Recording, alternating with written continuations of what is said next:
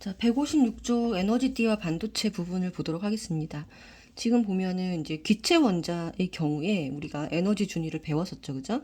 이 에너지 준위가 불연속적이고 특정 에너지 준위를 가진다라고 했습니다. 그리고 기체 같은 경우는 원자들이 서로 멀리 떨어져 있어서 다른 원자에게 영향을 주지 않기 때문에 기체 원자에서는 에너지 준위 분포가 같다라고 했어요. 자, 근데 고체는 조금 다릅니다. 자, 고체는 이제 원자들이 따다다다 붙어 있죠, 그죠? 가깝기 때문에 전자 궤도가 겹치는 현상이 벌어지게 돼요. 그래서 이제 파울리 베타 원리라는 것에 의해서 어, 전자가 똑같은 양자 상태를 가질 수 없다. 똑같은 양자 상태를 가질 수 없다라는 파울리 베타 원리가 있기 때문에 원자들이 가까이 있으면 미세하게 이 에너지 준위가 갈라지는 현상을 볼 수가 있습니다. 그래서 이 파울리 베타 원리는 이제 화원에서 좀 자세하게 설명이 되는데, 자, 어쨌든 전자들이 똑같은 에너지 준위를 가질 수 없다라는 거예요. 그래서 에너지띠를 이루게 된다. 자, 여기 그럼 보면은 원자가 하나 있을 때는 원자 구조가 혼자 있으니까 에너지가 이런 식으로 불연속적인 궤도가 이제 불연속적인 여러 개의 준위를 갖는다라고 했죠. 여기가 이제 예를 들면 N1번, N2번, N3번. 그 전자 껍질에 따라서 특정 에너지 준위를 가진다라고 얘기를 했습니다. 그래서 이제 에너지는 이런 식으로 계산된다라고 했었죠, 그죠? 그래서 요건 이제 마이너스 값을 갖고요. 자, 그런데 요 에너지 값이 똑같은 양자 상태를 가질 수가 없기 때문에 원자가 두 개일 때는 요 세 번째 에너지가 미세하게 갈라지고 첫 번째 마찬가지입니다. 그 다음에 원자가 매우 많을 때는 이런 식으로 요 에너지 준위 내에서 미세하게 이렇게 갈라지는 것을 볼 수가 있습니다. 요게 이제 N1번에 해당되는 거고, N2번에 해당되는 거고, N3번에 해당되는 에너지예요. 그래서 고체는 에너지 준위라는 말을 쓰지 않고 이렇게 미세하게 갈라져 있는 부분이 이렇게 그라데이션 된 것처럼 하나처럼 느껴지기 때문에 이걸 뭐라고 부르냐면 에너지띠라는 말을 씁니다. 그래서 여기도 에너지띠, 여기도 에너지띠, 여기도 에너지띠가 되는 거죠. 그리고 요 사이사이를 뭐라고 하냐? 여기를 띠 간격이라고 합니다. 자, 띠 간격은 나중에 이제 도체, 절연체, 부도체 이런 것들을 결정짓는 중요한 성질이 돼요. 그래서 띠 간격은 여기는 전자가 존재할 수 없는 공간을 말합니다. 그래서 이 간격에 따라서 네, 물질의 성질이 결정된다라고 이해를 하시면 되고요. 그러니까 여기 있는 지금 에너지 띠라고 하는 부분은 여기 밑에 있는 용어에서 허용된 띠에 해당이 되는 거예요. 얘가 에너지 띠고 전자가 존재할 수 있는 에너지 영역이다. 그리고 절대 온도가 0켈빈일 때, 자, 0켈빈은 이제 모든 원자들이 움직임이 없을 때입니다.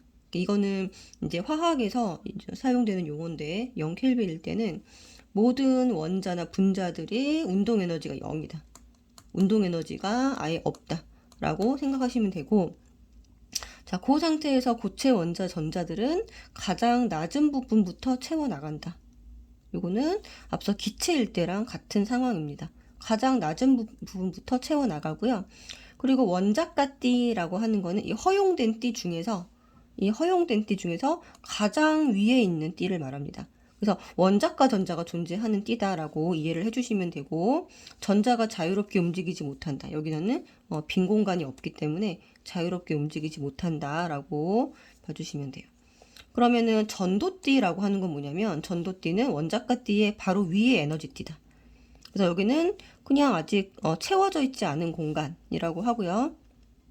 이 원자가띠에 있던 전자가 이 띠간격 이상의 에너지. 이게 무슨 말이냐면 여기가 이제 전도띠라고 하고 여기가 원자가띠라고 하면 이 띠간격의 에너지가 있을 거잖아요. 이 에너지 차이만큼의 그 이상의 에너지를 얘가 얻게 되면 여기 있던 전자가 전도띠로 갈 수 있다는 얘기입니다. 네, 그래서 자유롭게 왔다 갔다 할 수 있는, 자, 전이할 수 있는 공간이다 라고 보시면 되고, 자, 띠 간격은 에너지띠 사이 간격으로 이 영역 에너지 준위를 가질 수 없다. 그러니까 이 공간에 전자는 띠 간격에는 존재할 수 없다. 그래서 용어를 3개를 좀 기억을 해주셔야 돼요. 여기 허용된 띠. 허용된 띠는 네, 에너지 띠 자체를 얘기합니다. 여기 있는 1번 껍질, 2번 껍질, 3번 껍질에 의해서 여러 개의 원자가 겹쳐질 때 이렇게 에너지 준위가 마치 연속적인 것처럼 보이는 이 부분을 에너지 띠라고 하고, 그리고 여기서 전자가 존재할 수 있기 때문에 허용된 띠라는 말을 쓰는 거예요.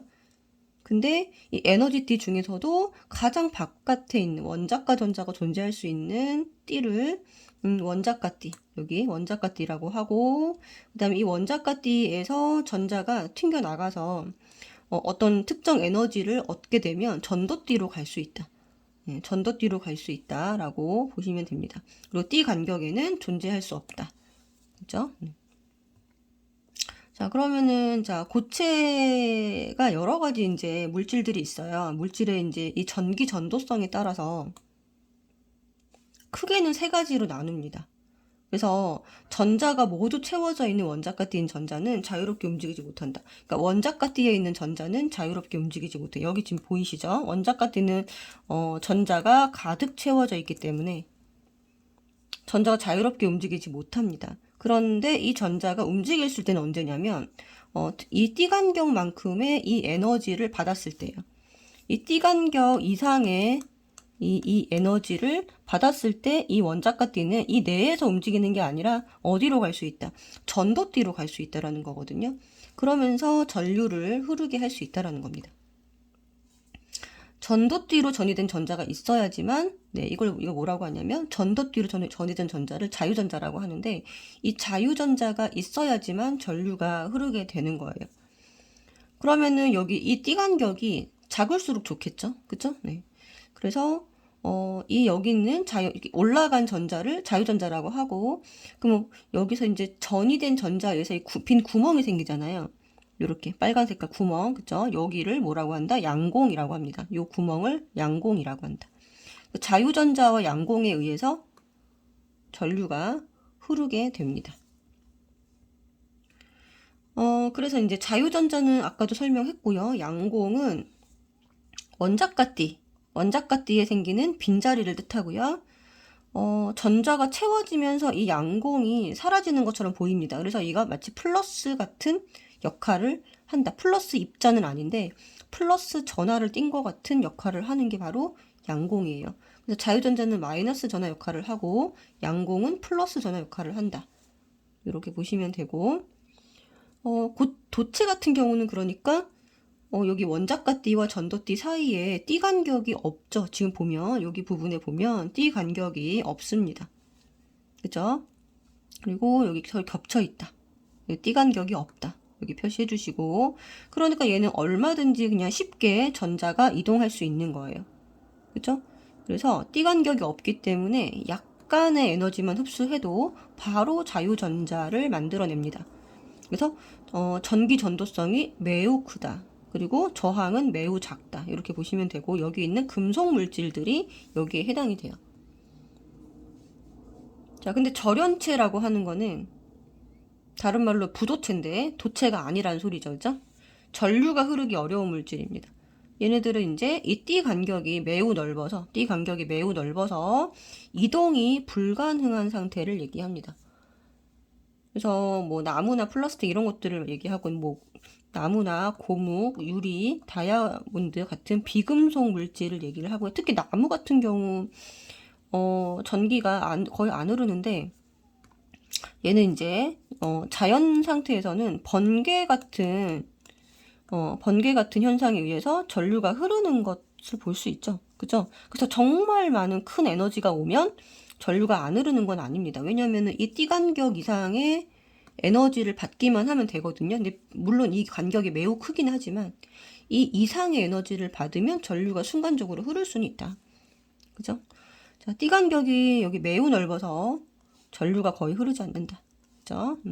전도성이 매우 작다. 이게 이제 여기 있는 절연체의 특징입니다. 자, 그다음에 반도체의 특징은 뭐냐면 도체와 절연체의 중간 정도의 물질이에요. 성질이. 자, 절반 반자를 써서 반도체고요. 중간 정도의 전기적 성질을 갖고 있습니다. 그러니까 띠 간격이 여기가 어느 정도 좀 뭐 완전 붙어 있진 않지만 띠 간격이 이제 좁다는 거죠. 띠 간격이 좁아서 자, 일정 에너지를 흡수하면 전도띠로 갈 수 있다. 그래서 전류가 흐를 수 있는 가능성이 있다라는 겁니다. 그죠? 그래서 규소나 저마늄 같은 이런 물질들은 이 중간 정도의 성질을 띈다. 라는 거예요. 그래서 밑에 보면은 전기 전도도에 대한 얘기가 나와 있는데, 전기를 흐르게 할 수 있는 어떤, 정도를 얘기합니다. 자, 고체에서 전자가 자유롭게 이동할 수 있는 정도를 의미한다. 라는 거죠. 그리고, 전기 전도성은 일단은 이제 저항하고는 반대 개념이에요. 저항은 전류를 흐르는 것을 방해하는 성질이잖아요. 그래서 이 비저항이라는 거는 어떤 물체의 성질입니다. 물체 자체의 성질이에요. 그래서 물체 자체가 어떤 일정 온도에서 이 물체 자체의 저항, 이 자체의 저항이 길이에 비례하고 단면적에 반비례한다라는 성질을 띠고 있는데 이 물체 자체가 가지고 있는 요 비례상수, 요 비례상수를 비저항이라고 합니다. 그러니까 비저항이 크면 큰 물질은